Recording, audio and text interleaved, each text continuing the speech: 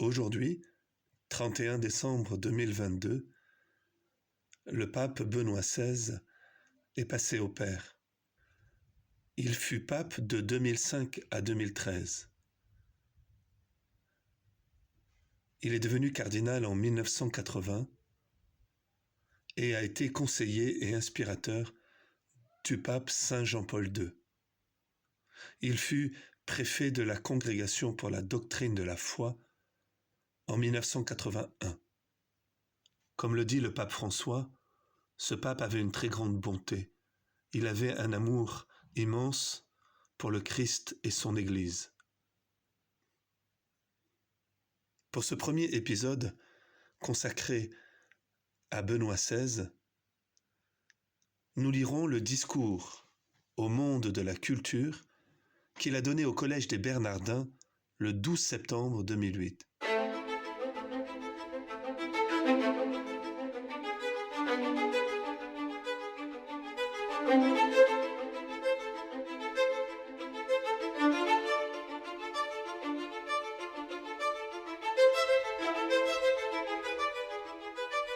Monsieur le cardinal, Madame le ministre de la Culture, Monsieur le maire, Monsieur le chancelier de l'Institut, chers amis.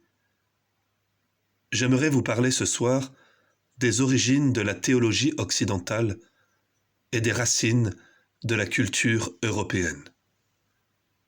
J'ai mentionné en ouverture que le lieu où nous nous trouvons, le Collège des Bernardins, était emblématique. Il est lié à la culture monastique.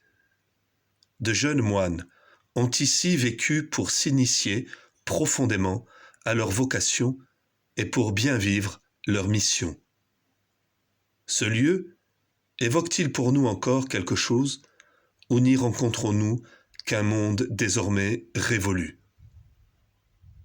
Pour pouvoir répondre, nous devons réfléchir un instant sur la nature même du monachisme occidental. De quoi s'agissait-il alors? En considérant les fruits historiques du monachisme, nous pouvons dire qu'au cours de la grande fracture culturelle provoquée par la migration des peuples et par la formation des nouveaux ordres étatiques, les monastères furent des espaces où survécurent les trésors de l'antique culture et où, en puisant à ces derniers, se forma petit à petit une culture nouvelle. Comment cela s'est-il passé? Quelle était la motivation des personnes qui se réunissaient en ces lieux? Quels étaient leurs désirs? Comment ont-elles vécu? Avant toute chose, il faut reconnaître avec beaucoup de réalisme que leur volonté n'était pas de créer une culture nouvelle, ni de conserver une culture du passé. Leur motivation était beaucoup plus simple. Leur objectif était de chercher Dieu, quaerere Deum.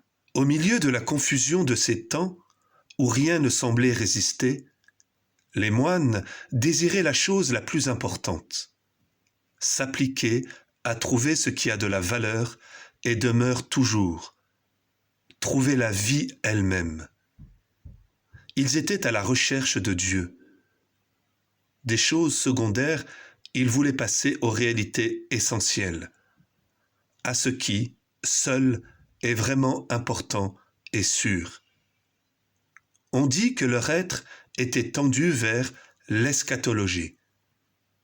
Mais cela ne doit pas être compris au sens chronologique du terme, comme s'ils vivaient les yeux tournés vers la fin du monde ou vers leur propre mort, mais au sens existentiel. Derrière le provisoire, ils cherchaient le définitif.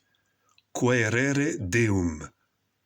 Comme ils étaient chrétiens, il ne s'agissait pas d'une aventure dans un désert sans chemin, d'une recherche dans l'obscurité absolue. Dieu lui-même a placé des bornes milliaires, mieux, il a aplani la voie, et leur tâche consistait à la trouver et à la suivre. Cette voie était sa parole, qui, dans les livres des Saintes Écritures était offert aux hommes. La recherche de Dieu requiert donc, intrinsèquement, une culture de la parole où, comme le disait Don Jean Leclerc, eschatologie et grammaire sont dans le monachisme occidental indissociables l'une de l'autre. Le désir de Dieu comprend l'amour des lettres, l'amour de la parole, son exploration dans toutes ses dimensions. Puisque dans la parole biblique, Dieu est en chemin vers nous et nous vers lui, il devait apprendre à pénétrer le secret de la langue, à la comprendre dans sa structure et dans ses usages. Ainsi, en raison même de la recherche de Dieu, les sciences profanes qui nous indiquent les chemins vers la langue devenaient importantes. La bibliothèque faisait, à ce titre, partie intégrante du monastère, tout comme l'école. Ces deux lieux ouvraient concrètement un chemin vers la parole. Saint Benoît appelle le monastère une Dominici Serviti Schola, une école du serviteur du Seigneur. L'école et la bibliothèque assuraient la formation de la raison et l'éruditio sur la base de laquelle l'homme apprend à percevoir au milieu des paroles la parole.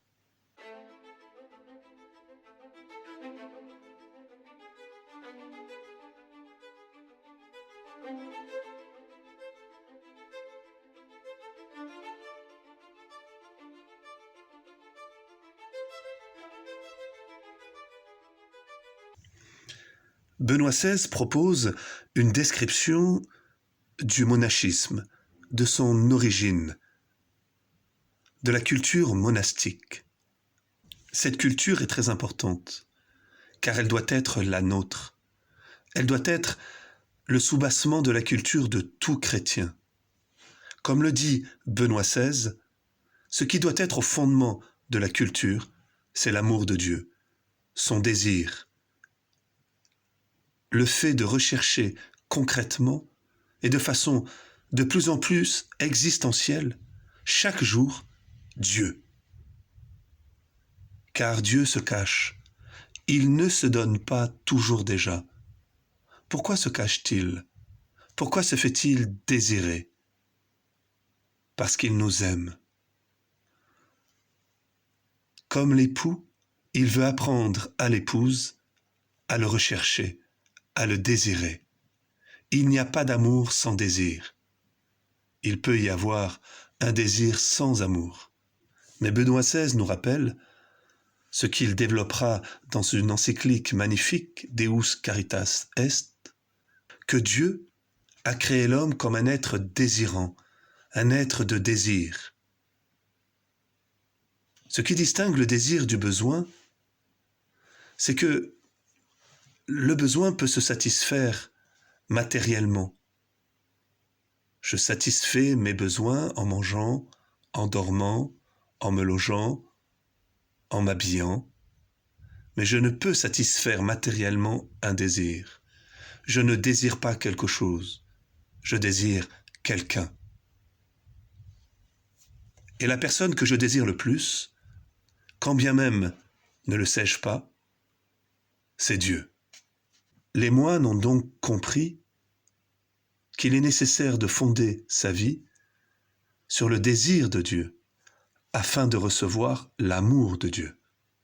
Benoît XVI nous rappelle aussi que l'eschatologie de ces moines n'était pas une eschatologie désincarnée ou atemporelle, comme si ce qui importait le plus dans l'existence, c'était la mort et la vie après la mort. Non. Ce qui est important, c'est aujourd'hui. L'existence aujourd'hui. Et Benoît XVI nous dit que ces moines cherchaient ce qui compte aujourd'hui. Ils ne méprisaient ni la quotidienneté, ni le travail, comme on va le voir plus loin dans la lettre. Il n'avait donc pas une vision grecque ou platonicienne de l'existence, comme si l'incarnation était la conséquence d'une faute, comme si il fallait espérer au plus vite fuir de notre incarnation.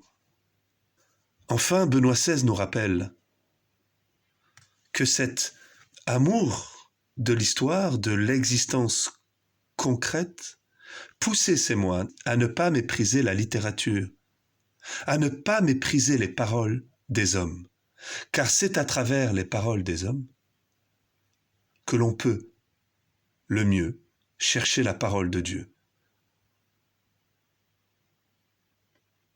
C'est pour cela que ces moines ne méprisaient pas du tout les sciences. Ici, Benoît XVI nous aide à rompre définitivement avec un préjugé que beaucoup ont sur l'Église catholique.